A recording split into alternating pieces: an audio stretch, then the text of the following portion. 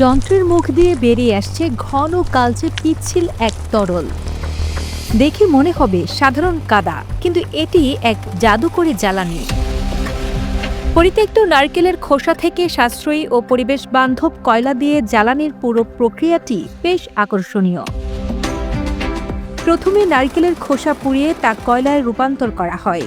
পরে সেগুলোকে মিহি গুঁড়ো করে সামান্য পানি আর একটি গোপন উপাদানের মিশ্রণে তৈরি হয় এই বায়ো ব্রিকেট। এক্সট্রুডার যন্ত্রের মাধ্যমে নিখুঁত চারকোনা ব্লকে কেটে রোদে শুকালেই এটি গৃহস্থালির ব্যবহারের জন্য পুরোপুরি প্রস্তুত হয়ে যায়। সিয়েরা লিওনের তরুণ আলহাজি সিরাজ বায়ের এই উদ্ভাবনের পেছনে রয়েছে এক করুণ গল্প। বন উজাড়ের ফলে সৃষ্ট ভূমিধসে পরিবার হারিয়ে সিরাজ প্রতিজ্ঞা করেছিলেন গাছ না কেটে বিকল্প জ্বালানি তৈরির। তার এই নারকেলের কয়লা এখন হাজার হাজার গাছকে ধ্বংসের হাত থেকে রক্ষা করছে এবং শহরের ময়লা আবর্জনা কমাতেও সাহায্য করছে।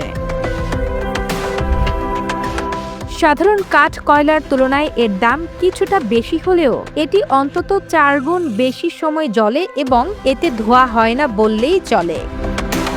বর্তমানে সিরাজের এই উদ্ভাবন কেবল স্থানীয় বাজারেই নয়, বরং জার্মানি ও ব্রিটেনের মতো দেশগুলোতেও রপ্তানি হচ্ছে।